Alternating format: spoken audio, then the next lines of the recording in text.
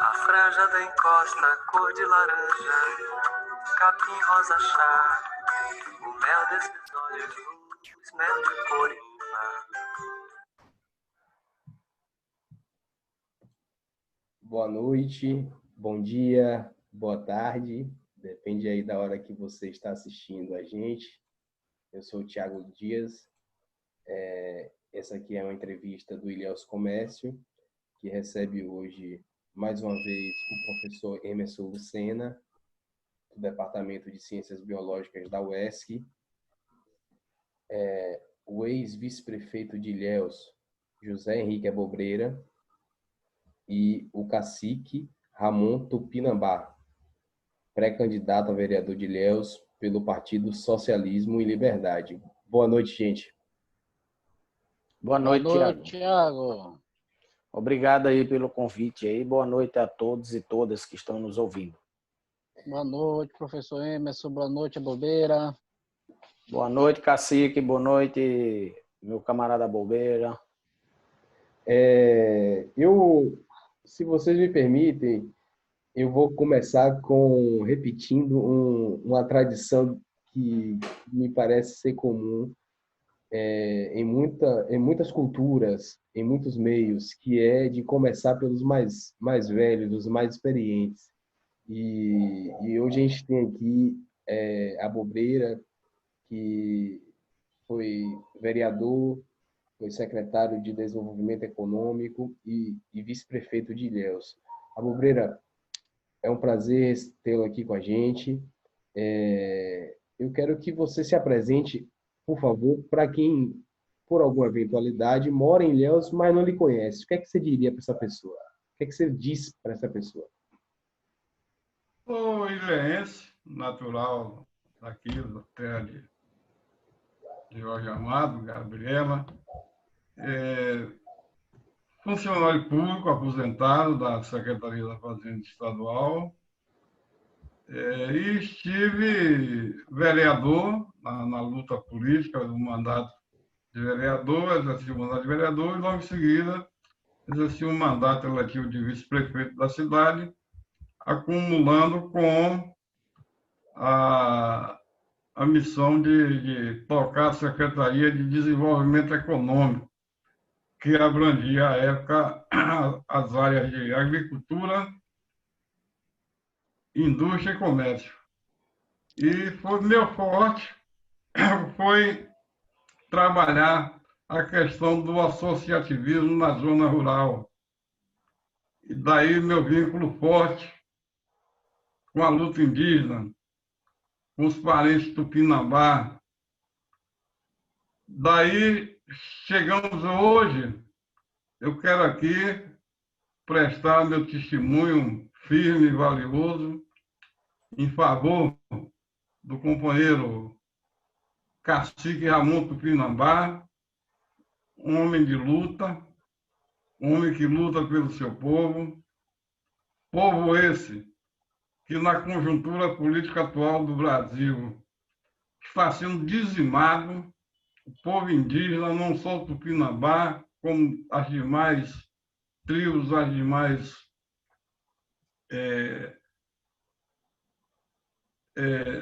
os demais segmentos indígenas nacionais estão passando por um verdadeiro sírio provocado por esse governo que ora dirige o Brasil, quer perdendo suas terras para o garimpo, quer perdendo suas terras para o grileiro, tudo isso alimentado pela inação do Ministério do Meio Ambiente, que parece que ele não veio, o ministro atual não veio para cuidar do meio ambiente, e sim para liquidar um pouco que tinha das nossas reservas. Então eu vejo o cacique Ramon como um grande representante dessa luta aqui em Ilhéus e na região, e que, com certeza, a seu devido tempo, no seu devido mandato, exercido o mandato eletivo, irá colocar de uma maneira mais clara e contundente essa agenda política urgente, que é a questão da terra dos tupinambás, a questão da demarcação legal das terras ancestrais.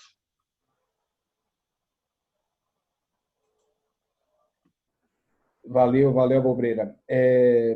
Cacique, eu peço que então, por favor, que você se apresente às pessoas que também que, porventura, não lhe conheçam.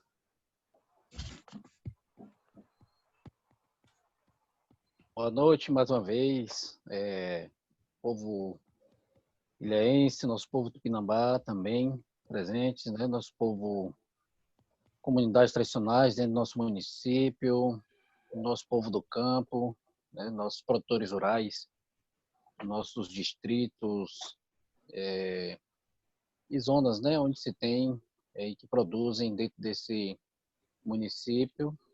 Eu sou cacique Ramon Tupinambá, moro na aldeia Tucum, território indígena Tupinambá de Olivença.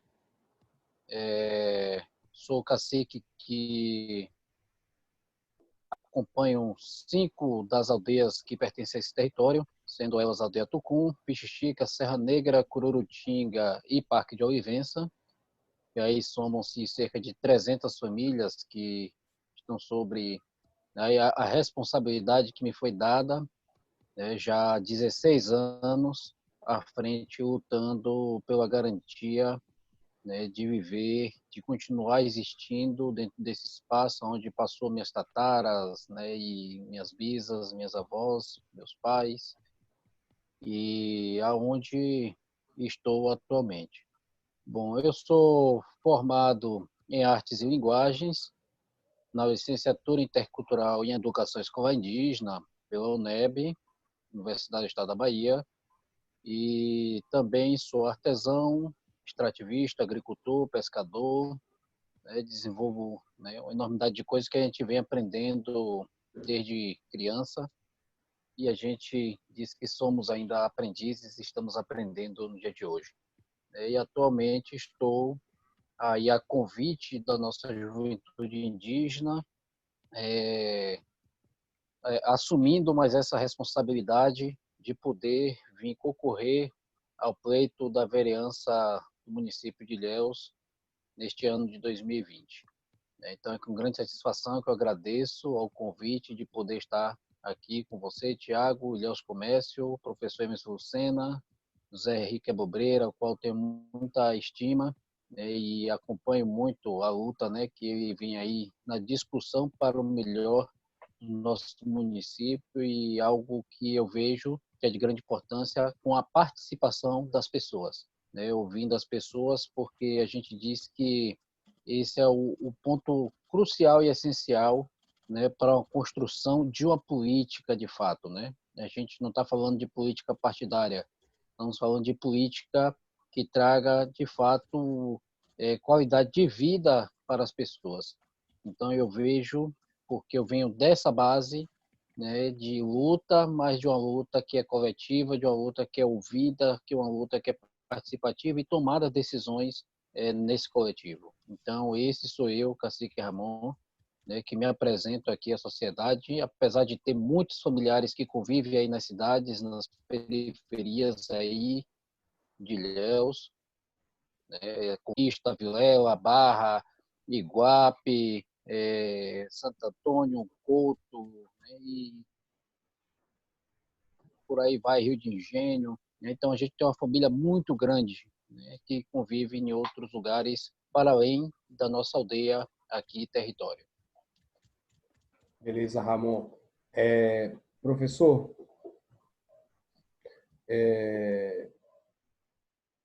o senhor me falou que tem muito interesse pela... Boa noite. Tem muito interesse pela etnobiologia.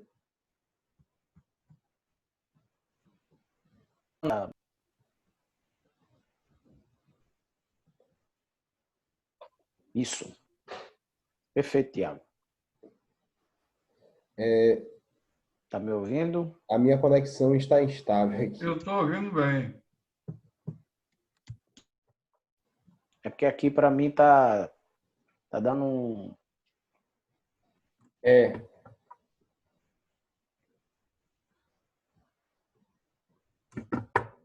Como se estivesse travando um pouco no- a fala do Tiago.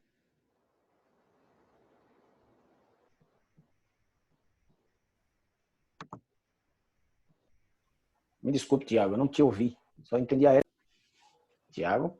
eu tô tentando conectar com. Eu vou mudar para a internet de dados aqui do celular. Ok. Se você quiser que eu faça um pouco da minha apresentação, Ó, enquanto isso, posso agora fazer. voltou aqui, mas eu vou migrar logo. É bom que depois eu corto isso aqui, viu? Relaxa. Eu corto isso aqui, eu vou me ausentar talvez aqui por um segundo ou outro, mas volto, viu?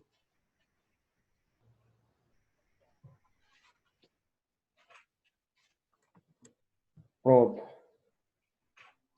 Continua gravando. Depois eu vou fazer esse corte com a ajuda de meu amigo Bolinha, que eu vou dar esse trabalho a ele e já vou deixar aqui essa lembrança. Professor, eu quero que também você se apresente para a nossa audiência e nos diga o que é que significa etnobiologia e por que o interesse nesse tema. Bom, primeiro eu queria me apresentar para quem está nos ouvindo, né? Meu nome é Emerson Antônio Rocha Médio de Lucena, é um nome muito grande, né? Sou professor da UESC, pelo sotaque já percebe que eu não sou daqui da região de Ilhéus, né? Eu sou, minha família tem origem na cidade de Sousa, né, na Paraíba. Então, eu nasci em Recife, porque naquela época era bastante difícil, né? Você ter hospitais, maternidade, etc. Eu nasci em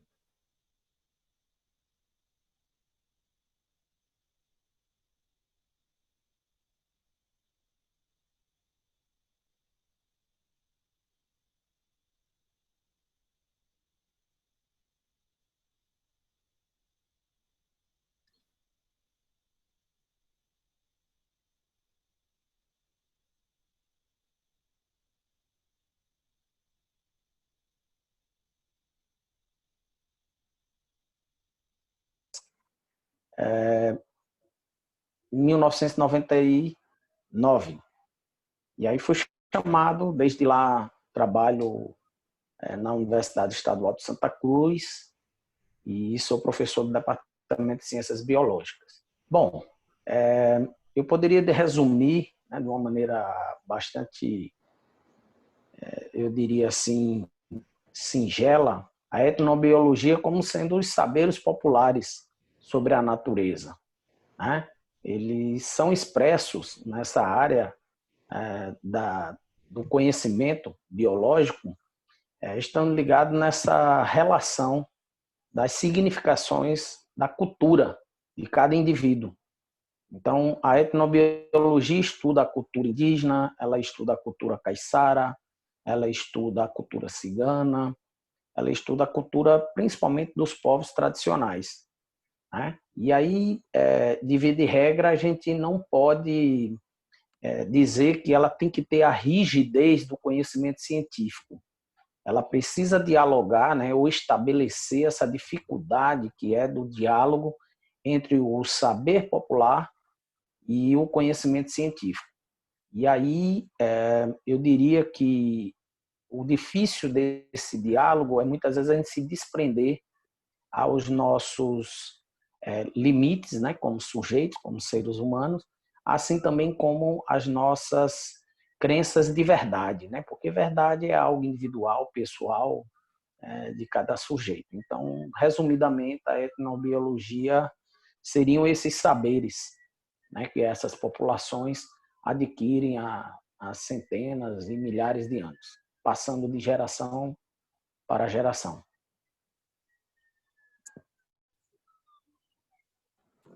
Beleza. Cacique, eu quero saber como foi que você decidiu se filiar ao PSOL e por que também decidiu ser candidato a vereador. agora pré-candidato ainda, né?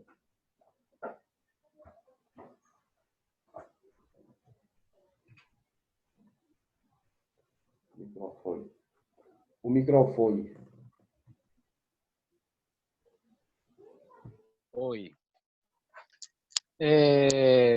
Então, para mim ainda está sendo um aprendizado esse processo de ser partidarizado, né? Porque aqui nas comunidades sempre a gente falava que não ia participar como filiados em nenhum partido, né? E a gente sempre ajudou no processo da política, né? Pessoas que sempre vinham e diziam que iam poder contribuir, ajudar de alguma forma as comunidades indígenas. Isso a gente fala de vereadores a prefeito, né? E o nosso processo sempre nunca teve essa responsabilidade pelas pessoas que a gente ajudou a eleger, por exemplo, né? Então nunca teve algo voltado de fato assim para as comunidades no período que eu acompanho, né? Que eu acompanho. Então, nesse sentido, em 2014 eu fui convidado a participar da Rede de Sustentabilidade através de Júlio Rocha, que trabalhou muito com a questão do IBAMA aqui na região, né? Bobreira deve conhecer muito o Julinho, né? Como é conhecido na É região. meu amigo. Isso. E ele me apresentou a Rede de Sustentabilidade, ao qual eu pedi para poder ler todo o fundamento da rede, para poder se comporia, e até pelo processo de luta que a gente estava vivendo também no momento, a gente vendo muitas bancadas lutando contra os direitos constitucionais, que a gente está falando de algo que está na Carta que rege o nosso país, né? E a gente via muita crescência disso, né? E a gente se viu naquele momento à vontade para se filiar à Rede de Sustentabilidade, ao qual ficamos. Em 2016, tentamos a concorrer, naquele momento, à vereança do município de Ilhéus. Infelizmente, a gente não conseguiu chegar até concorrer devido a um processo de homônimo, né, que acabou impugnando a minha candidatura, né, pessoa que tinha cometido altos crimes, né, em outros lugares e que possivelmente é o mesmo nome que o meu, né, acabou que perdeu seu tempo, inclusive, de recorrer. E acabou a gente não conseguindo chegar até lá, mesmo que respondendo que não tinha nada a ver com a minha pessoa.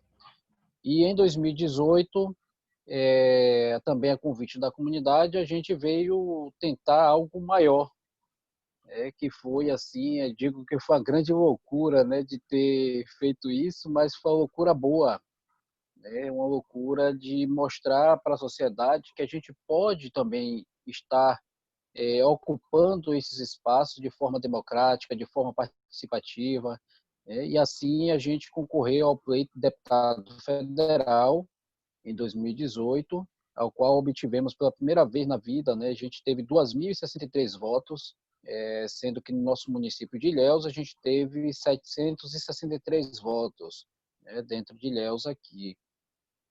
Em Olivença eu fui o segundo maior votado dentro de Olivença, pela comunidade em si, né, a gente pôde ter esse trabalho, né, sério, do que a gente já desenvolve, sem estar enganando ninguém, porque isso não é merecedor de ninguém estar enganando ninguém, né, e a gente pôde ter essa votação.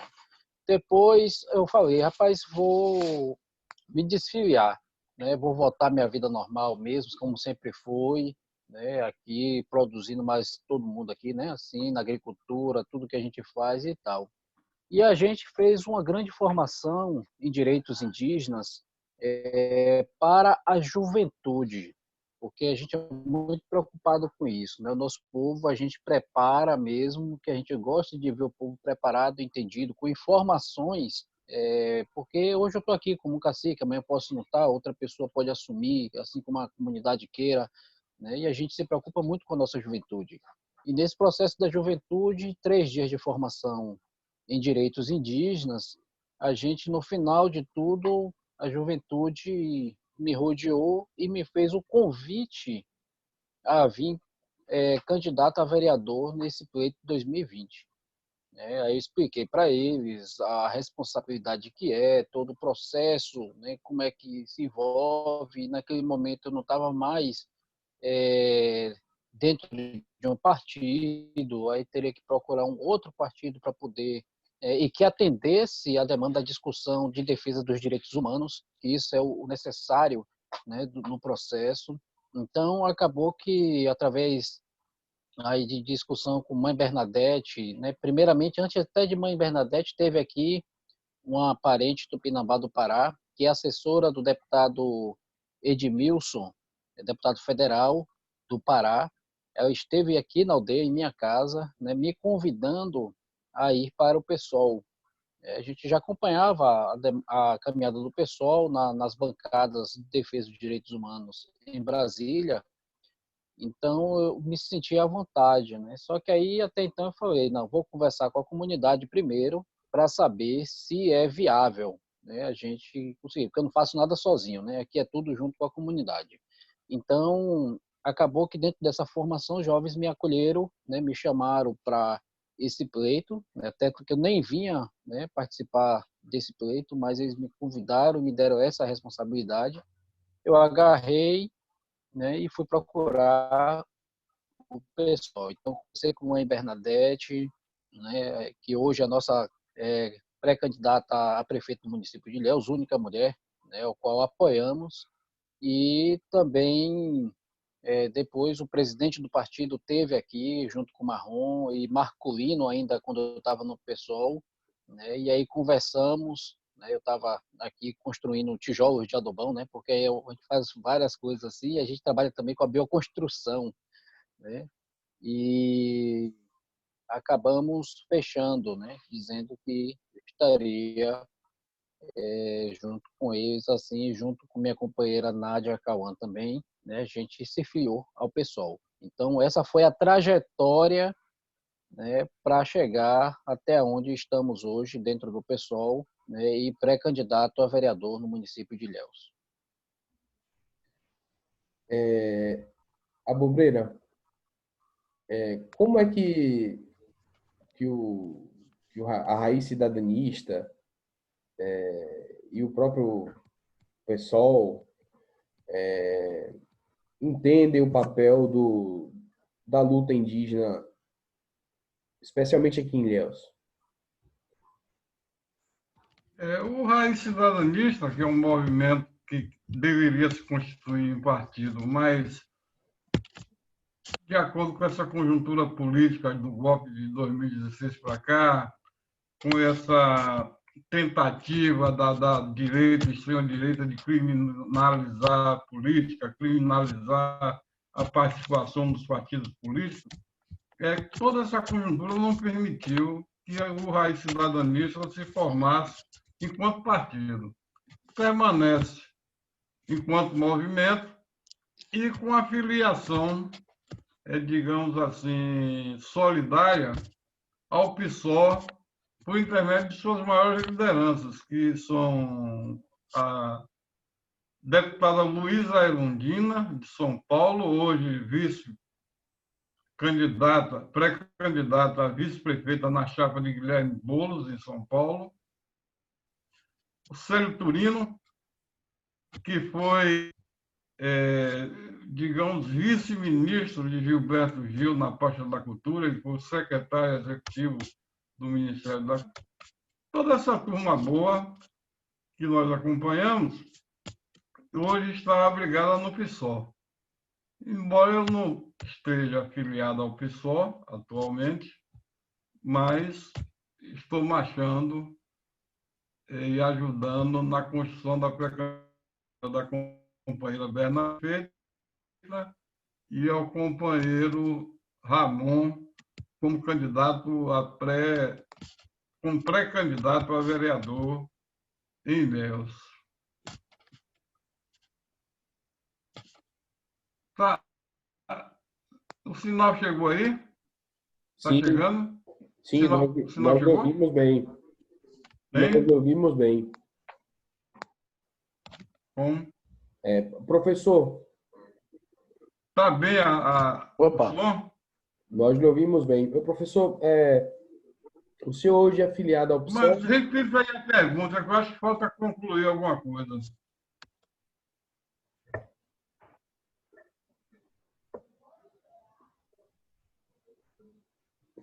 Sim. A parte final da pergunta foi sobre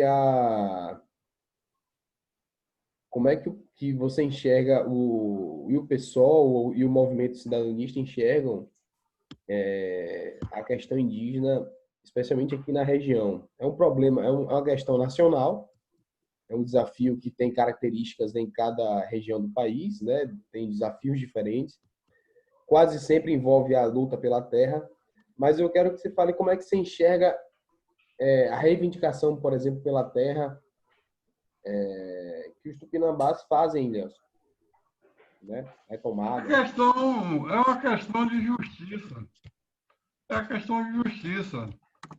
Eu era menino, eu tinha um tio que era motorista de caminhão e fazia esse percurso Pontal-Olivença, e de Olivença, aqueles caminhos todos daquela região, e conhecia já os indígenas de Sapucaíra, de Maruim, do Aquipe, e o povo da cidade, naturalmente, tentava folclorizar aquela luta para diminuir o impacto desse reconhecimento do direito às terras das quais eles foram expulsos. Muita gente ingênua, inocente, desfez suas terras por bobagem, em troca de bobagem, ou na grilagem mesmo, na violência, quando o chefe de família morria, a questão da viúva, tapear a viúva, ou usar de expedientes para ficarem com aquela terra. E foram, eu acompanhei isso tudo ao longo da minha vida, e foram expulsando lentamente os, o povo tupinambá de suas terras, de sua região, para as periferias da cidade. Então, o cidadão que eu conheci lá dentro de Olivença, quando eu tinha meus 12, 13, 14 anos, aos 40 anos, eu vereador de Ilhéus, já conhecia essa mesma gente na periferia. Era Dona Lourdes, lá no Nossa Senhora da Vitória, o pai de Nossa Senhora da Vitória, Dona Lourdes fazia trançado de taboa, aquelas esteiras de fibra da mata. E tanta gente boa jogada aí nos bairros populares, passando necessidade até, vida com privações, por terem sido enxotados de sua terra. Não foi à toa que o caboclo Marcelino, na década de 30, enxergou. Ele foi profético, ele previu que iriam perder as terras a partir daquela ligação do Cururupi, da fonte do Cururupi, para sangrar o acesso ao interior de Olivença, Cururupi, Curutinga, Sapucaíra, Maruim, Aquipe. Não foi à toa que ele já previa, já fez a resistência reagindo a essa tomada dessas terras. Então, eu vejo como um movimento justo e me somo solidariamente a essa luta, como cidadão brasileiro que sou, para a retomada dessas terras, para a demarcação e a fixação definitiva do homem indígena tupinambá no que lhe é de direito.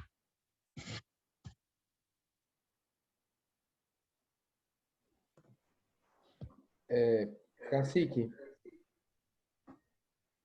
hoje a reivindicação da demarcação é uma pauta, digamos assim, central, mas o movimento Tupinambá aqui, ele também atua em outras frentes.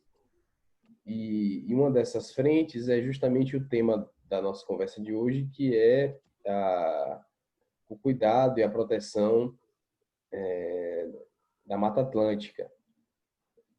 Quais são hoje as ameaças ambientais que que pressionam o território ali do litoral sul de Ilhéus, na divisa com Una e também na divisa com Guararema.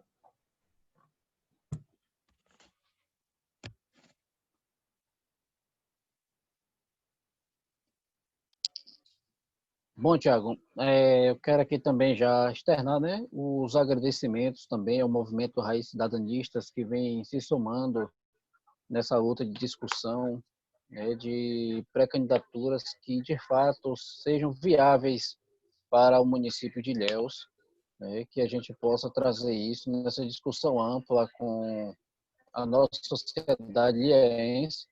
É por isso que nós estamos aqui, trazendo um pouco dessa vivência, né, e quão importante, né, o que a Bobreira fala aí, e dizer a Bobreira que Dona Lourdes está lúcida, forte, trabalhando na roça, mora aqui conosco na aldeia Tucum, né, junto com suas filhas, netos, bisnetos, já, né, que já tem, e ela continua ainda fazendo suas atividades, ainda com suas tecelagens de taboa, né, as esteiras, que aprendeu aí com seus avós, né, e tudo mais. Então, há práticas do saber e o fazer, né? A gente não gosta nem de usar muito essa questão da cultura, né, e Essa sim da luta prática. sua resgatou Dona Lourdes da periferia de novo para sua terra ancestral. Isso, Graças. né? E eu venho aqui, né, mostrar que saiu, né, na 12ª edição, segundo fascículo, janeiro-fevereiro de 2020, pela revista Âncora do Sul, A História em Nossas Mãos, o Cururupi, o Rio de Sangue, né? Tá aqui, aonde ele vem retratando, né, e é algo que isso a gente não vai encontrar dentro da base curricular da nossa educação ilhéense, em qualquer uma outra, trazendo de fato o processo histórico, né, do nosso povo. Eu gosto muito de ler, né, e ainda a gente está encontrando coisas interessantes que a gente possa estar discutindo, né? E aqui está aqui, né? A Batalha dos Nadadores, em 1559, pelo então governador-geral Mendes Sá, aonde vem tentado a primeira tentativa de extermínio do nosso povo aqui em Ilhéus, e aqui retrata todo o processo histórico desde Ilhéus até chegar a Olivença, né? Não sei se todos ilhéenses sabem, mas Ilhéus é construído em cima de território indígena. Ilhéus tem, abaixo do Palácio Paranaguá, um cemitério do nosso povo. Tem todo o histórico aqui de como ocorreu no princípio de vida de Ilhéus. Então, a gente precisa fazer esse release aí, essa trajetória anterior ao que nós temos hoje, né? A gente vê uma sociedade que precisa de esclarecimentos, de informações, e que às vezes fica aí muito fechada ao que né, a televisão mostra, né? Às vezes a televisão só quer mostrar o que é de direito do poderio que sempre esteve presente no processo colonizatório, né, da construção da sociedade brasileira. E se tratando de Ilhéus, eu vejo esse âmbito do meio ambiente. Eu tenho fotografias conseguidas com José Nasal, vice-prefeito de Ilhéus, e até onde eu vi, acho que é pré-candidato a prefeito de Ilhéus também. E eu disse que aprendi muito com ele também, porque a gente andou muito quanto rede, né? Eu sempre falava com ele Guzmão, né? E assim, rapaz, vocês têm uma expertise aí do processo da política partidária, eu não tenho, estou aprendendo com vocês, né? Então, vocês estão sendo aí meus professores de momento do processo partidarizado, né? E nessas fotografias que a gente colheu com eles, a gente viu fotografias de Ilhéus de 1912, 1922, onde não existia pontes em Ilhéus ainda, era só barcos, e toda a orla do sul era coberta de florestas, toda a orla do sul. Ainda tem aí um histórico que Ilhéus tinha 7 donos, né? O processo aí do cacau, né, que veio aí a lavoura cacaueira, que é intensificada aí pela coroa portuguesa desde 1782, né, que a gente vem se deparando aí com a implantação da cultura cacaueira na região e que serviu para transformar pessoas escravas. E isso a gente tem de falar porque é a realidade. Hoje a gente vê que muitas das fazendas estão ocupadas por movimento da reforma agrária, né, que tem trabalhado com o cacau de uma forma diferente, não como forma de poderio, e sim de forma que possa sustentar as suas famílias. E a gente vê nesse caminhar de Ilhéus, que é tempos tão não é tão distantes, e a degradação que vem aí ocorrendo dentro do nosso município.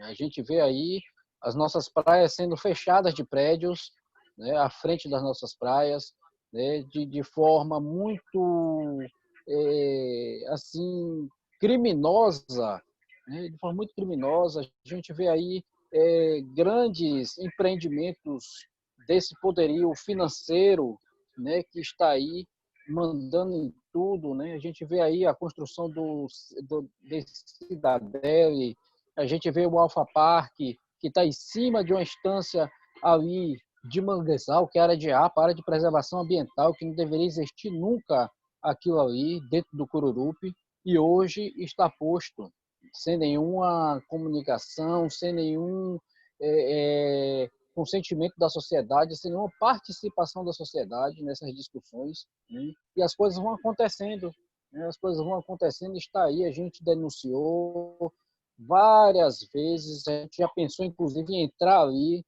né? Mas isso é adiantado o quê? É algo que a gente precisa fazer, essa discussão de reeducação mesmo, ambiental dentro do nosso município. Porque, às vezes, a gente sabe da fragilização que é a nossa sociedade, precisa dos empregos mesmo, né? Mas a gente precisa pensar esses empregos de forma construtiva e não destrutiva, né? A gente tem aqui grandes mineradoras que circulam a minha aldeia, que destrói toda a floresta e nascentes de água, mas na placa dele está lá, o futuro é construir, né? Então, se constrói em cima da destruição, né? Então, é algo que a gente defende quanto pessoas, não só pela questão da árvore em si, porque a árvore tem vida, ela tem muita coisa para ensinar, tem muitas árvores que curam, né? A gente usa da nossa medicina natural, né? Evitando, né? Eu mesmo não uso nenhum medicamento químico, não uso, né? Até vacina, essas coisas eu não tomo, né? Até já pedi, inclusive, para tirar meu nome da CESAR, e falo para o pessoal, se vocês querem tomar vacina, vocês tomam, mas eu vou seguir a orientação de minha avó. Minha avó viveu 106 anos de idade, lúcida ali, brincalhona e tudo, e nunca tinha tomado uma vacina na vida, só cuidando do seu corpo com a medicina natural. Tudo porque aprendeu com seus avós, bisavós e tudo, né? Pessoa que teve o que me ensinar, né? E hoje eu cumpro à risca, né, esse trabalho da medicina natural, né? Muita gente faz chacota, outros acreditam e participam do processo de cura e se curam mesmo, né? E a gente vai assim vivendo um dia após, né, de ver a pista do aeroporto de Ilhéus foi construída, né, o quanto que aumentou de casas para o outro lado, e desde então veio aí acontecendo isso. Mas a gente deve lembrar que nós somos ainda uma estância hidromineral, única à beira-mar em toda a costa brasileira, não existe nenhum outro lugar, só existe aqui, né? Ainda temos águas meditativas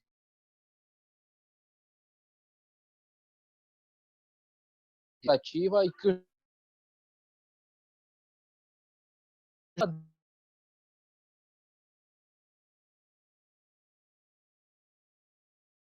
desde era dado aos povos indígenas aqui, né? De pandemia é o Covid, que foi criado também como forma exterminadora de pessoas. Não foi algo que apareceu, foi algo que criou. Existe uma massificação dentro desse poderio que a gente está falando, que está justamente buscando olhos, né, para mostrar que não, a gente também pode ter os nossos cuidados. É o principal de tudo, né? Você não só se cuidar, mas você ter a condição de cuidar do outro, às vezes, primeiro do que você mesmo, né? Então, é esse ponto de vista que a gente vê. Ainda temos uma quantidade de floresta, ninguém sabe até quando, né? Porque a migração para a Zona Sul é muito grande. A gente fazer a contabilização aqui de 10 nascentes de água da minha aldeia até o Cururupi. Hoje a gente está contando 4 nascentes que descem para a praia e já tudo bem inferior, né? 4 nascentes de 10, então 6 já foram, né? Se você pega do Cururupi até chegar no Opaba, eu sei porque eu andava pela praia, eu sei, né? Que você via ali várias nascentes de água que desciam ali. Hoje você conta uma que desce ali em frente aonde o prefeito mora, né? E outra mais na frente um pouquinho e acabou, não tem mais, sabe? A gente precisa observar isso porque essa estância hidromineral, um dia, ela pode vir a secar. E aí, como é que Ilhéus vai conseguir ter água? Essa é uma pergunta que fica para a sociedade também poder juntar com a gente nessa forma de pensar, né? Porque a gente precisa assegurar o que é de patrimônio nosso, né? E não deixar que se destrua, porque se destruir, mais tarde é seus filhos, é seus netos que vão sofrer com toda a questão. Eu gosto de plantar árvores. Eu tenho uma baobá aqui, que nos foi dada, né, presenteada, que é uma árvore africana, né, que eu falei, essa árvore vai alimentar o meu povo, não sei quando, mas ela vai alimentar meu povo, né, porque é uma árvore que cresce para 20 metros de diâmetro, ela cresce até 80 metros e ela armazena 200 mil litros de água dentro do seu tronco, né? Então, olha o pensamento onde eu estou, né? Peguei uma sumaúma, uma árvore da Amazônia, está aqui. A Amazônia, quando ela na sua fase adulta, que eu também não vou enxergar, não sei espírito, né? Ela vai crescer aí, né? Uma árvore para 20 pessoas abraçar. Então, é nesse sentido que eu estou falando. E quando as pessoas estão destruindo, nós estamos construindo, nós estamos plantando, nós estamos mostrando, né, que a realidade ela precisa ser diferente, né? Aquele crime que foi cometido em Ilhéus, com as amendoeiras, né, que foi colocado ali, aquilo é um mínimo.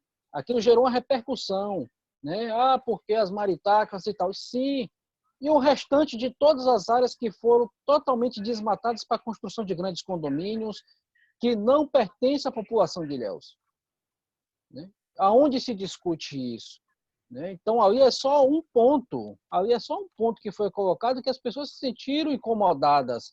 Mas e aonde já está acontecendo as coisas, né? Quem é que tem dado outorgas, né? Como é que funciona essa lei do meio ambiente, preservação do que é de patrimônio da nossa sociedade ilhéense, né? Aonde que é trazido essa lei para discussão da sociedade? Como é que a sociedade pode se colocar nessas discussões sobre conselhos? Eu não sei como é que funciona, né? Mas a gente está tentando aprender para poder buscar as informações, as respostas e a gente poder praticar algo do que a gente acredita, né? Então, é desse ponto de vista que eu vejo. As escolas precisam estar junto com a gente, as universidades precisam estar junto com a gente de forma prática mesmo, né? Não é só uma pessoa, né? Eu sei que o professor Emerson Lucena está com a gente aqui, ele tem a sensibilidade e a prática dele enquanto biólogo e tudo mais, mas não é só o professor Emerson Lucena. A gente precisa que mais pessoas entrem, né, na discussão do que é de interesse de fato para a sociedade. A gente viu uma ponte que foi construída, está ali, virou cartão postal da cidade, né? Mas aí o quanto que afetou a vida marinha por baixo naquele processo todo, né? A gente pensa processos de minimizar impactos. Minimizar não existe. Impacto é impacto, né?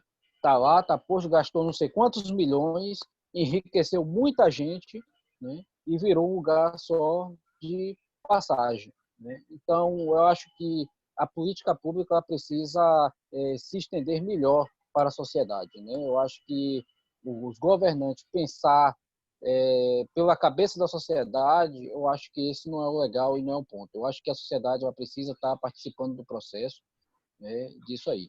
Estamos aqui para esse desafio como pré-candidato a vereador de Ilhéus, né, nesse processo de discussão. A gente tem se colocado bastante, a gente tem feito muito trabalho voltado com isso, a gente mostra o que a gente tem feito.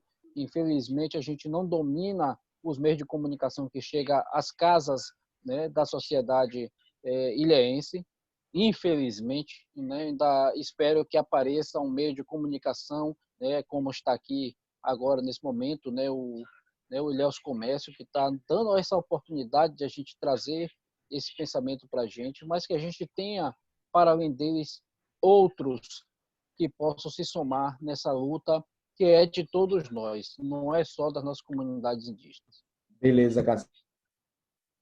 Professor, existe uma contradição, me parece, e a gente já falou sobre isso, que a contradição ela é mesmo inerente à vida humana, né? Mas Sim, sim. existe uma contradição entre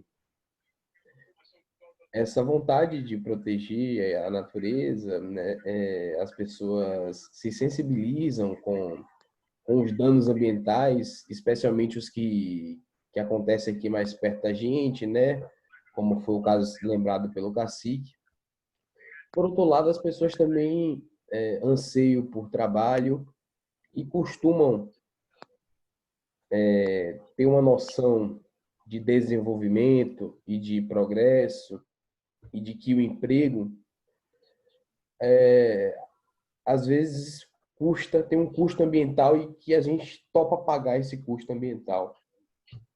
Eu sei que é um tema do seu interesse, por isso eu pergunto, como é que a gente pode movimentar a economia, mas sem que isso envolva derrubar algo tão precioso que a gente tem, que é a Mata Atlântica, por exemplo, que é tão importante para a manutenção do sistema de reprodução o ciclo da água, né?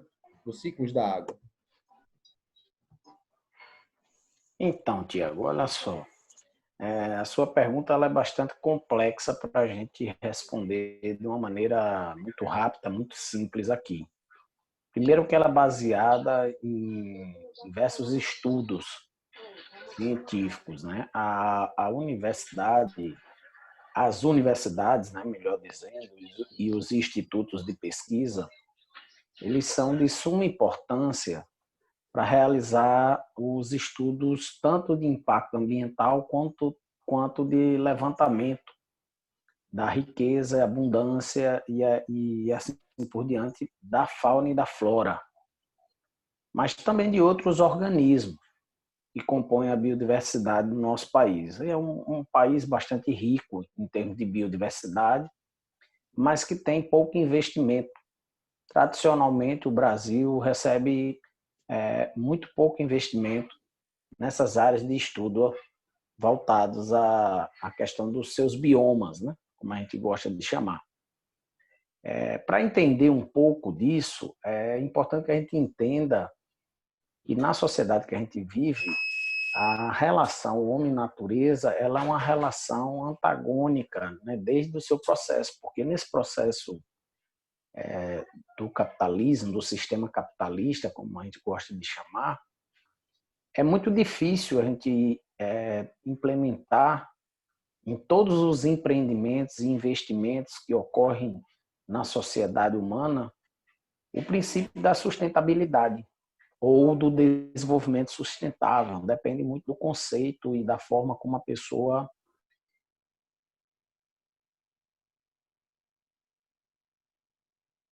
sustenta, alguns autores gostam de chamar, é a utilização racional desses recursos naturais e que geram o princípio econômico, ou seja, esses recursos explorados da natureza gera economia, né? E aí isso, teoricamente, deveria objetivar ou gerar a melhoria da qualidade de vida das pessoas, garantindo, por sua vez, o equilíbrio ambiental, né? Tanto desta geração que nós estamos aqui vivendo, quanto das futuras. Mas o que a gente percebe é que o uso desses recursos naturais ele não é partilhado, né? O princípio dentro desse processo, desse modelo de desenvolvimento e econômico, ele partilha o dano, ele partilha o problema, mas o lucro não.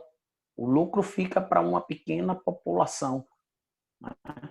Daqueles que são mais ricos, né? Então, nós estamos assistindo o enriquecimento dos mais ricos no planeta e o empobrecimento daqueles que são mais pobres. Então, nós estamos vendo, assistindo novamente no nosso país, por exemplo, muita gente voltando para a questão da faixa da miséria, da extrema pobreza e assim por diante. O que é isso? É a desigualdade social, ou seja, o acesso e o uso desses recursos naturais e sua partilha através, sejam de impostos, sejam da geração de emprego e renda, né? Seja do que for, ele não é, vamos dizer assim, equitativo. Ele não, muito menos, vamos dizer assim, justo. O companheiro Abobeira falou da questão da justiça. O cacique Ramon falou do uso racional, né? As culturas, eu gosto de chamar cultura, diferentemente do cacique Ramon, que gosta de dizer que são saberes e práticas, porque eu acho que constitui tudo isso. Os saberes e práticas fazem parte do processo cultural de uma determinada etnia, de um determinado povo. E aí, para a gente entender o que é sustentabilidade, que é uma palavra tão bonita, né? Porque nós estamos no meio do bioma Mata Atlântica, que é o segundo bioma mais ameaçado do planeta. Nós tínhamos aqui, na época que o cacique relata aí da chegada dos portugueses, né, no Brasil, quando invadiram o Brasil, que não acharam, invadiram, aqui já existiam, né, um povo, ou os povos nativos aqui habitando. Durante essa ocupação, aqui existia cerca de 15 a 16% da cobertura vegetal, estima-se, né, os estudos, do bioma Mata Atlântica. Hoje nós temos cerca de 7%, ou seja, destruímos mais da metade do bioma Mata Atlântica. E a nossa região, a região de Ilhéus, ali Uruçuca, né, com o Parque Estadual da Serra do Conduru, Lagoa Encantada, até a região mais próxima ao Espírito Santo, são regiões que têm altíssima biodiversidade e pouco conhecida. Onde a gente vai ter estudos nessas áreas que têm grande biodiversidade de uma maneira efetiva, vamos dizer assim, é no Parque Estadual da Serra do Conduru, na Reserva Biológica de Una, e uma RPPN chamada Serra Bonita. As demais áreas são muito pouco estudadas ainda. Então a gente percebe o quanto há uma necessidade da gente conhecer essa riqueza e saber utilizá-la. Por que eu disse que é saber utilizá-la? Porque essa riqueza ela pode ser utilizada, por exemplo, num turismo sustentável, sem precisar derrubar essas árvores, sem precisar aterrar esses rios, sem precisar fazer construções irregulares em locais inapropriados ou com maior impacto. Então percebe-se que o uso desses espaços é que ocorre de maneira irregular ou de maneira impensada, ou desconsiderando o conhecimento que é adquirido. Porque não é por falta de conhecimento. O que o cacique colocou aí muito bem, né? O sumiço das nascentes ou o desaparecimento dessas nascentes devido à retirada da floresta, porque o desflorestamento ele gera isso também. Ele gera o problema do impacto sobre essas nascentes, porque muitas dessas nascentes nascem dentro da mata, né? Se originam dentro da mata. E quando eu retiro a mata, a chance dessas nascentes secarem é muito grande. Então, nós precisamos ter um entendimento disso e qual o impacto disso no futuro na população de Ilhéus. E aí, isso faz parte do planejamento para a cidade. E esse planejamento, até onde me consta, ele ainda não foi feito. Então, há uma necessidade urgente e urgentíssima, tanto da sociedade ilhéense, mais, eu diria assim, envolvida com a política, quanto a sociedade ilhéense de maneira geral, né? Quando eu digo política partidária, né? Todos aqueles que compõem os diversos partidos da cidade, pensar num projeto comum do bem viver, onde a gente possa atrair investimentos que gerem menos impacto para a cidade. E um desses investimentos, a meu ver, é o turismo. O turismo sustentável, o turismo de base comunitária. Ilhéus tem um potencial turístico enorme, mas é muito pouco valorizado, tanto pelo poder municipal, quanto pelo poder estadual, quanto pelo poder federal. Então, esses entes governamentais precisam, de fato, sair do discurso do investimento em turismo sustentável e passar a colocar no planejamento de desenvolvimento estratégico dos seus governos. Então, esse olhar para um turismo sustentável, isso gera emprego e renda, isso aquece a economia, isso aquece a oferta e demanda de serviços.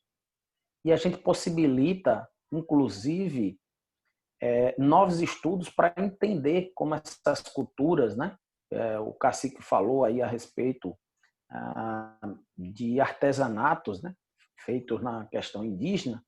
Muitas pessoas gostariam de passar um dia na aldeia aprendendo a fazer um determinado tipo de instrumento indígena, ou um artefato, ou, vamos dizer assim, uma peça de indumentária, né, que fosse mais simples, mas que as pessoas pudessem vivenciar. Eu tive na aldeia Pataxó, lá em Santa Cruz de Cabralha, e eu consumi dentro da aldeia, durante um dia de visita com minha família, o peixe na folha da patioba.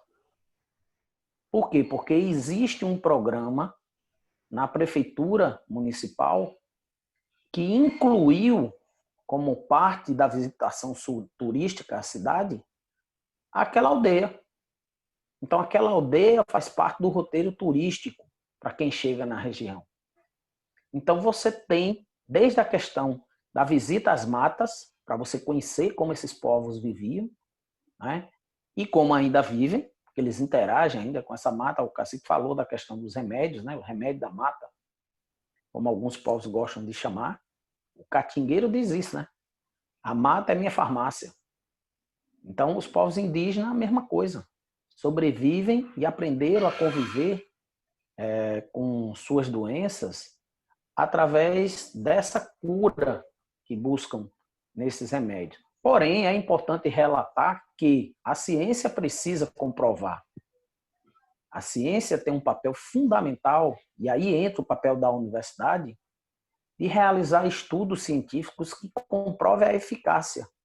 E muitos estudos têm comprovado, sim.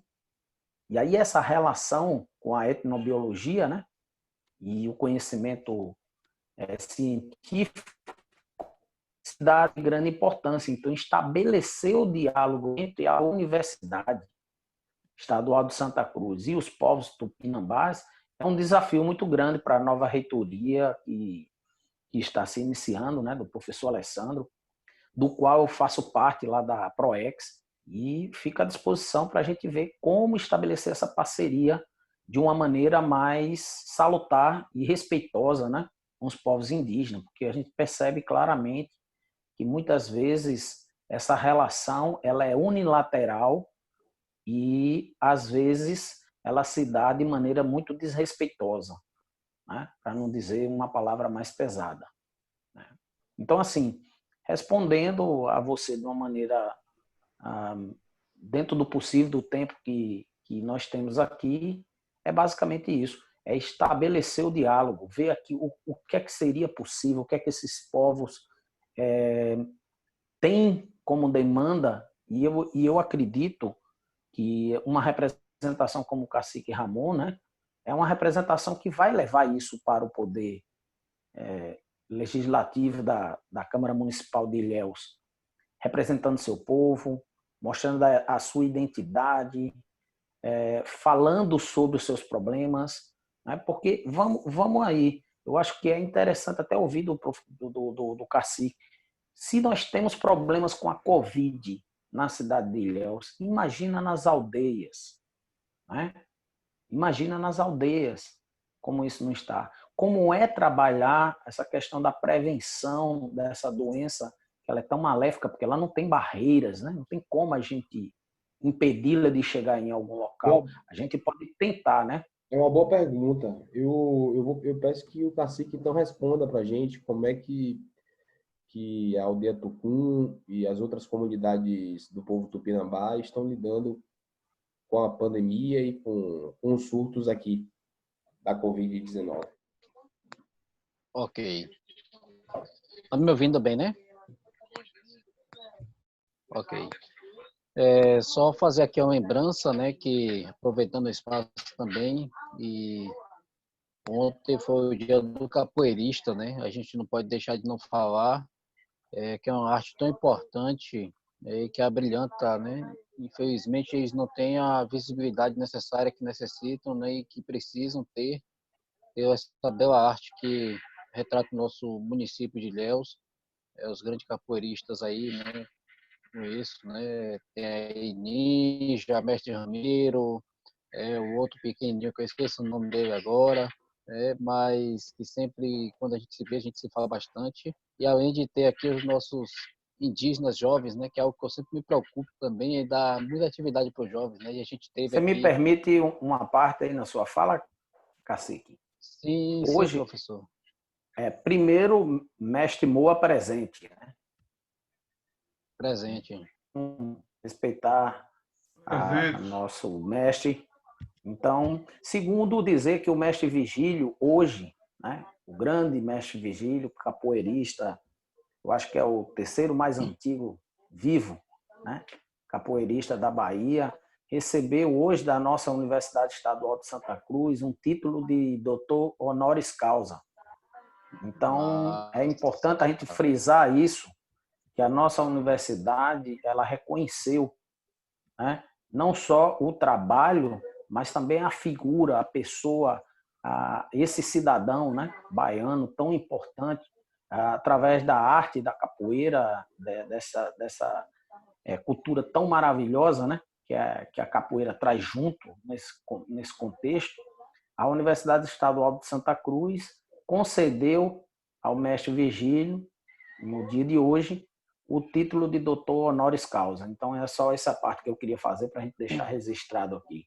Então, o mestre Virgílio, com todo o respeito, ele teve o seu devido reconhecimento, apesar de ser reconhecido já há bastante tempo no Brasil e no mundo.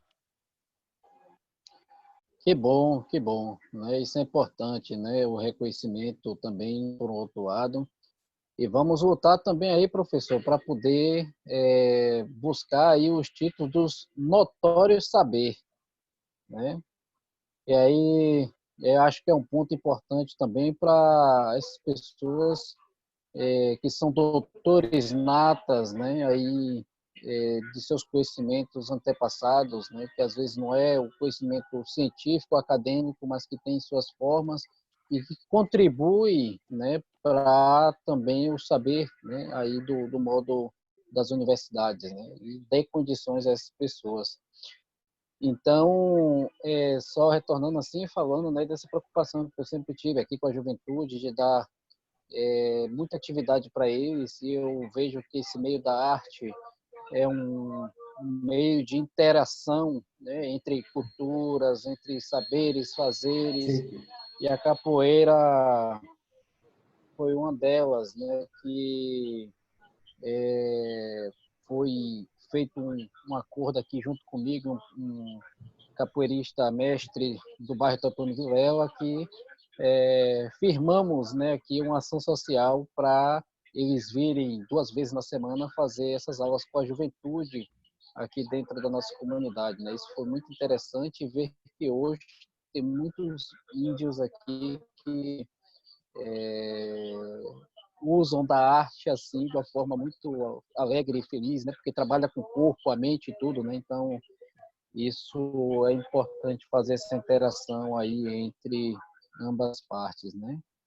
E bem como também os nossos jogos indígenas, né, que a gente realiza e muitas escolas puderam vir participar também ali na Olivença, mostrando também um pouco das nossas artes, né, e poder aí compartilhar, né, conhecimentos, né, e alegria. Eu acho que é o ponto crucial do ser humano e tem que sempre fortalecer, né, a sua criança interior, né, e com isso trazer essa alegria fortalecida de espírito cada dia mais. Então, é nisso que a gente acredita. E quanto à questão do momento que nós estamos vivendo, momento de pandemia, né? Aí, Covid-19, que tem aí, de uma forma, devastado famílias, com percas, né, aí insuperáveis, né, nesse momento, e a gente se depara ainda com um sistema, né, que sobrevive à morte dos outros, né? A gente vê aí a todo momento um sistema que desvia recursos que deveriam tratar das pessoas. A gente acompanha isso a todo momento, não sei quantos milhões, secretários de saúde aí envolvido em atrocidades, né? Então, com desvio de verbas para compra de equipamentos, e até fica a pergunta às vezes, né? Quem fiscaliza tudo isso? Então, porque a gente está aqui na aldeia, a gente não pode fiscalizar, mas tem que ter alguém para fiscalizar. E, infelizmente, dentro das nossas 23 aldeias, cerca de 8 comunidades atestaram positivo ao Covid. Dentro do nosso território, cerca de 37 a 39 indígenas tiveram contato com essa doença, testando positivo, e um óbito, né? E agora, recentemente, a gente está com uma grande e importante anciã do nosso povo, né, que já tinha mais de ano que não saía de dentro de sua casa, que é na região central de Sapucaíra. E eu digo que é uma anciã muito importante para o nosso povo, processo de luta mesmo, né? Ainda é sobrinha de Caboclo Marcelino, né, viva, né? E essa doença, infelizmente, há índios e não índios ainda que moram dentro do mesmo processo, mesmo espaço geográfico, e que uma pessoa contaminada levou a doença para ela. Nesse momento, ela se encontra em Salvador, no Hospital Anspiol, onde foi feito o hospital de campanha dentro de Salvador, e está entubada, né, com os respiradores, e a gente aguardando ainda informações. Nós estamos aqui nos mobilizando para ajudar no que a gente puder, né? Então, assim, é algo que é muito impactante, né? A gente, além de ter a nossa privacidade, porque aí tem que ficar reclusos dentro da aldeia, aí a gente tem que estar se reinventando aqui nesse momento, porque a gente é muito ativo, a gente não para, né? Então, isso causa muitas coisas, né? Agora, teve também recentemente uma jovem de 20 anos que se suicidou, né, no Olho d'Água, né, que é outra comunidade. Então, são essas energias, né? Porque as pessoas querem sair, querem se mostrar, querem conversar, né? E às vezes a gente se depara com isso e acaba com que a gente fique recluso, né? E tentando compreender o que é que está acontecendo e de que forma é que a gente vai poder ajudar, né? E nesse processo a gente tem ajudado a partir das informações que chegam, né? Se preservando, fechamos nossas aldeias, aqui, botamos placas e tudo, não entre, né? A comunidade está aqui desta forma, restrita mesmo ao próprio povo da comunidade.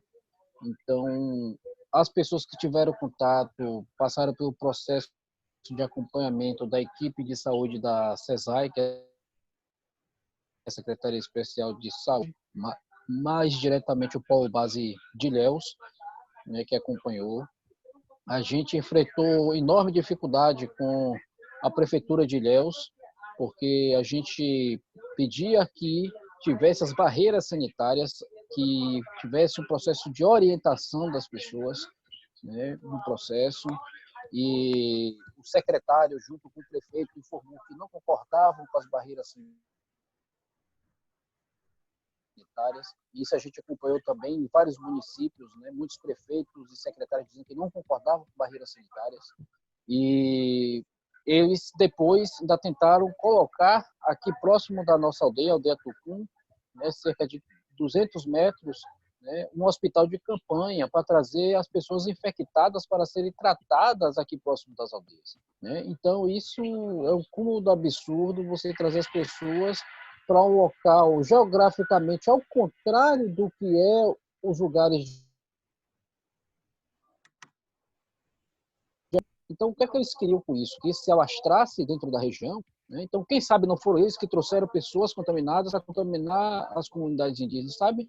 Isso passa, a gente não pode fazer julgamento porque a gente não viu, mas da forma como foi construída, né, o município, junto com o Estado, né, construir, precisou a gente, eu principalmente, junto com pessoas, né, de Olivença, né, de todos por Olivença, né, juntamos forças, né, para dizer não, isso aqui não pode acontecer. Índios e não índios uniram forças para dizer isso, né, e aí caminhei para a Secretaria de Justiça do Estado da Bahia, outras pessoas de Olivença, até o Código Magalhães também acompanhou em reunião na Prefeitura de Ilhéus, né, então, assim, as formas arbitrárias que estão aí nos envolvendo, né?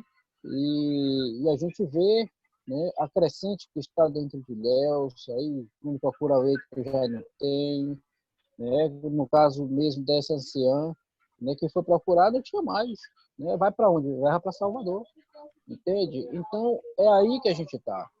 A gente pega já como Não tinha junto vaga com de outros UTI para ela. que não tinha. Não tinha. Né? Não Entendi. tinha. E ela saiu daqui de Ilhéus, ela saiu daqui de Ilhéus 0 horas e 25 minutos, né, para ir para Salvador. Ontem? Então, assim, é aonde a gente está. Foi ontem? Ontem não, anteontem, tem 2 dias atrás. Tem 2 Né? dias. Então, Cacique, sim, conclua, por favor. Sim. Então, Me é esse permite processo que a aqui gente uma parte, compreende. Ramon. Sim, Me permite Abobreira. uma parte. Você se refere naturalmente à Dona Dominga, né? Lá de Sapucaíra, anciã, Tupinambá. Ainda hoje pela manhã, eu fiz um contato telefônico com a filha dela, a professora Pedrízia, para saber notícia dela, mas ela me informou que, como ninguém pode visitá-la, ela só está recebendo a notícia por telefone da assistência social do hospital, né? Isso. Por enquanto permanece lá entubada e tal, mas e a gente orando aqui para que ela realmente é uma pessoa digna, de valor. A luta, inclusive, essa luta pela demarcação de terra passou a casa generosa dela e do marido falecido, Pedro Braz, aonde a Suzana Viegas, que realizou o estudo antropológico, ela morou meses lá na casa de Domingas, foi acolhida generosamente para estudar, fazer os estudos de campo de uma maneira mais centralizada. Todos estamos torcendo pela melhora da anciã Dona Domingas. E nesse processo, assim, a gente tem feito esse encaminhar mesmo assim de proteção, autoproteção do povo.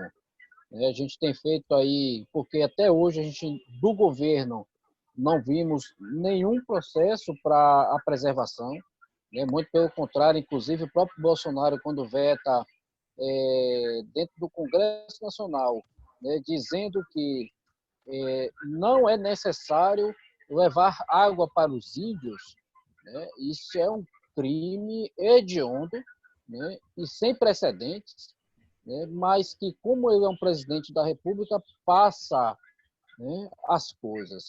Né? A gente vê aí uma infiltração mesmo de ódio, né, contrário às populações indígenas, né? E a gente né? aqui sem saber de onde vem tanto ódio, para que esse ódio todo, né? Qual é o fim disso tudo? Né? E a gente vê a sociedade às vezes sem nenhuma compreensão, nenhum entendimento e tudo mais. Mas o que eu quero dizer é assim, a gente conseguiu aqui fazer, né, ao menos na minha aldeia, minha comunidade aqui, né, a gente conseguiu fazer as campanhas para as pessoas, irmãs, amigas, parceiras da luta, que pudessem contribuir com a gente conseguiu confeccionar 5.000 máscaras, né, dentro da aldeia, com nossas índias aqui, né, que já trabalham com a costura já, e aí conseguiram fazer 5.000 máscaras. A gente fazia os kits aqui de 5 máscaras por kit para cada índio e índia.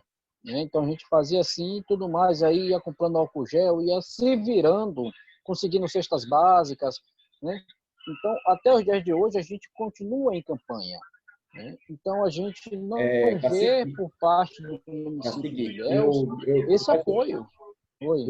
eu peço desculpa para interromper, mas o professor Emerson está com a mão erguida ali, com a mãozinha de cima para falar há algum tempo. Professor, você tem algo a falar?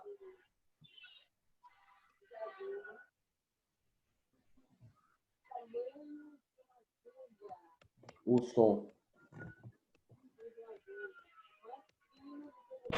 Eu não sei nem como eu ativei esse negócio. Porque ele está com a mãozinha erguida ali.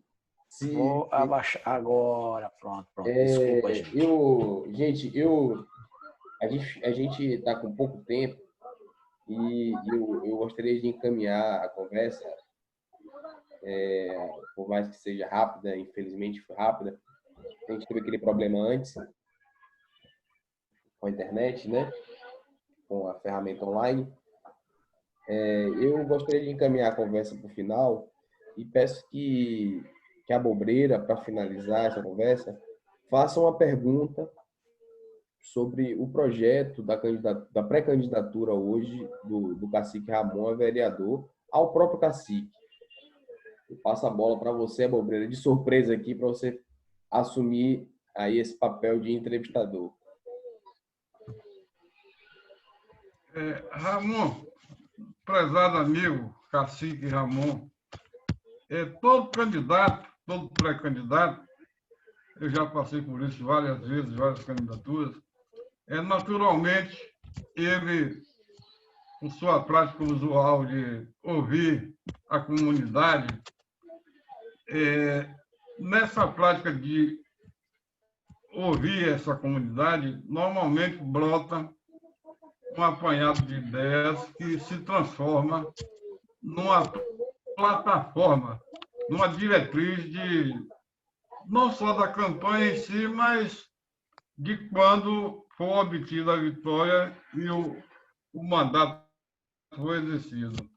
Então, eu gostaria de lembrar de ilustre cacique e o grande companheiro de luta, que incorpore, ouvindo naturalmente o seu povo, incorpore propostas, como você bem falou, a sua preocupação com a juventude. Incorpore a proposta de ressignificação da juventude, porque o meio ambiente também passa nessa ideia de meio ambiente, passa também o segmento, o conhecimento da tecnologia, o domínio das tecnologias, a implantação de projetos tecnológicos. Por exemplo, o jovem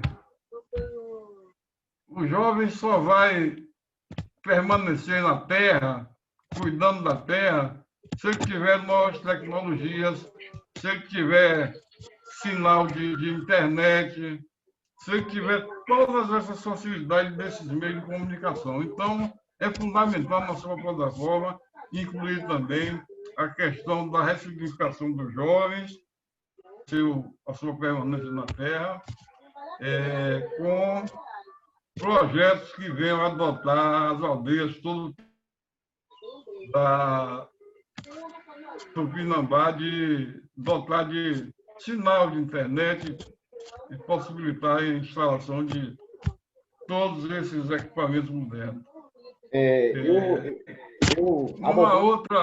Sim. Diga. Uma outra questão fundamental para mim, ainda também envolvendo a questão dos jovens, é o problema da geração de emprego e renda.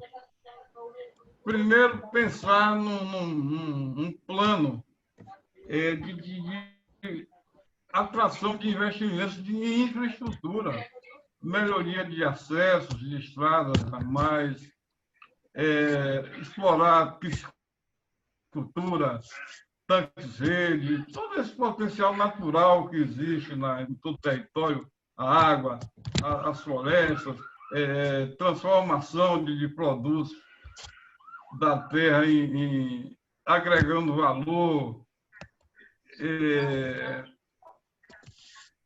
infraestrutura mesmo, para que daí haja um plano de desenvolvimento rural, à luz das questões diárias verificadas na comunidade, Esse plano, inclusive, eu já vinha conversando há meses atrás com o professor Emerson Lucena, e dá para ser incorporado isso nessa proposta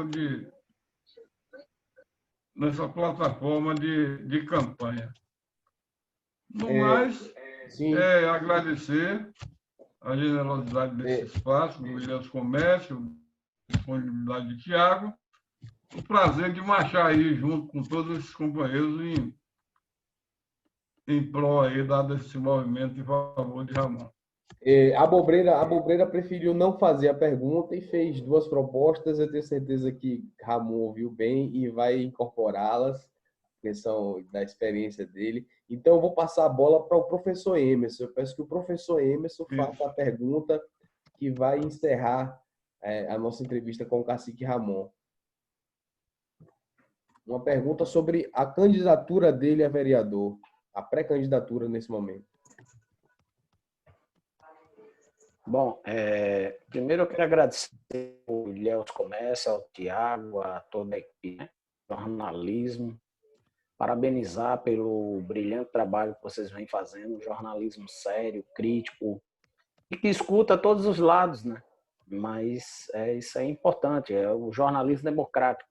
E eu parabenizo vocês da equipe por isso. Então, sendo objetivo na pergunta, eu diria para o cacique, assim, seria duas perguntas, na verdade.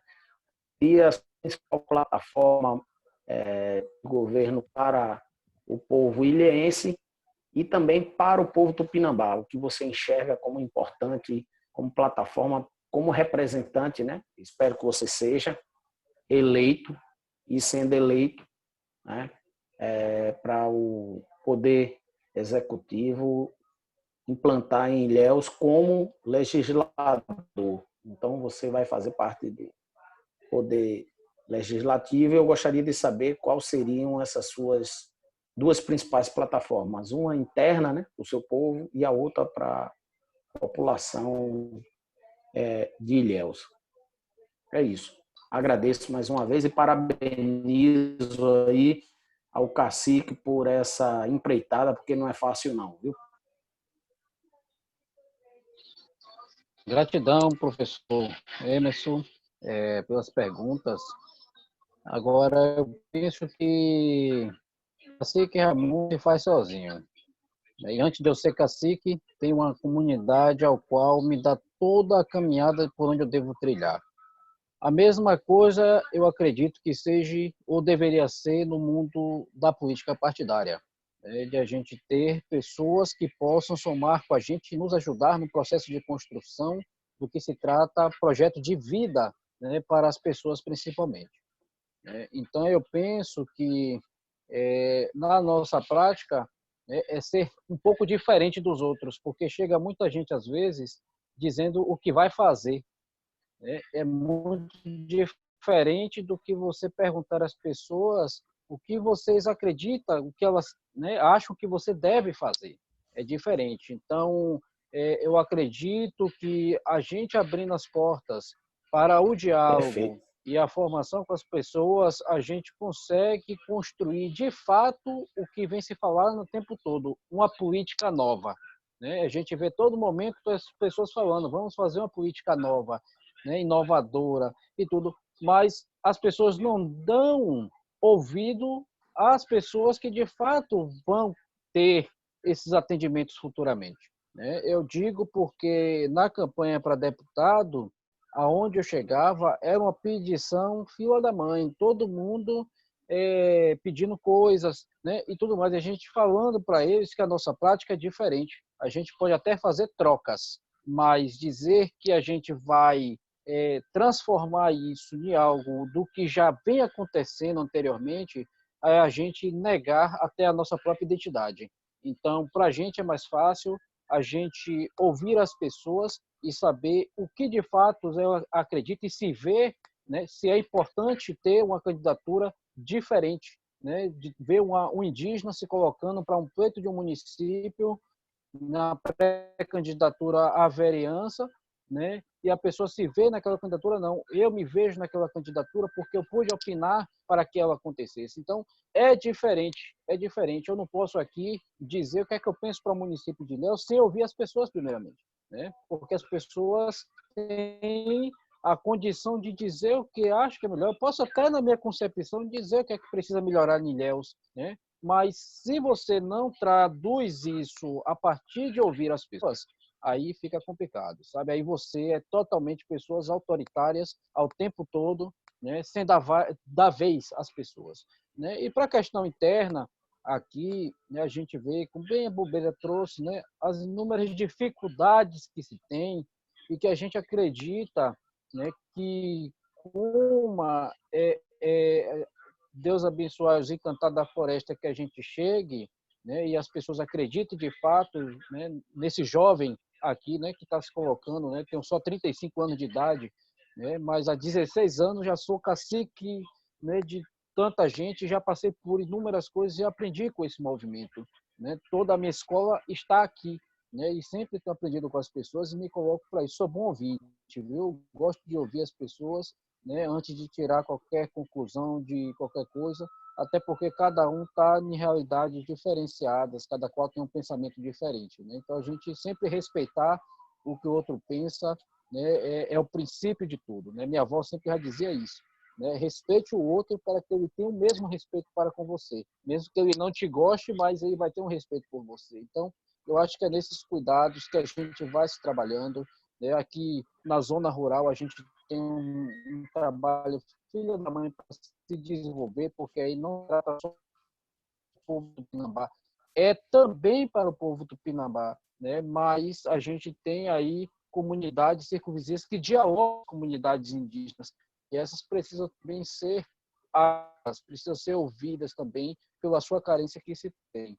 E dentro do município de Ilhéus, eu penso que a gente deve ainda fazer mais essa junção de povos, sabe? Eu acho que a gente precisa ainda ter uma abertura para as pessoas munícipes, sabe? Eu acho que a gente, né, a Bobeira até tocou um tempo desse atrás, eu estava aqui relembrando, né, a questão das feiras, das produções, né, a questão das feiras, né, que a gente pode fomentar, né? Já tem aí o PAA, né, que as escolas recebem das comunidades indígenas, né, alimentos, mas que isso se desenvolva em uma educação diferente, sabe? Que a gente possa trazer essa discussão também de onde está vindo o alimento, de que forma que se produz, e a gente começar a fazer esse trabalho. Eu acho que a política ela deveria ser algo mais abrangente, né? Participativa. Esse é meu ponto de vista, que a gente primeiramente tem que ser algo participativo e que todos tenham voz e voto,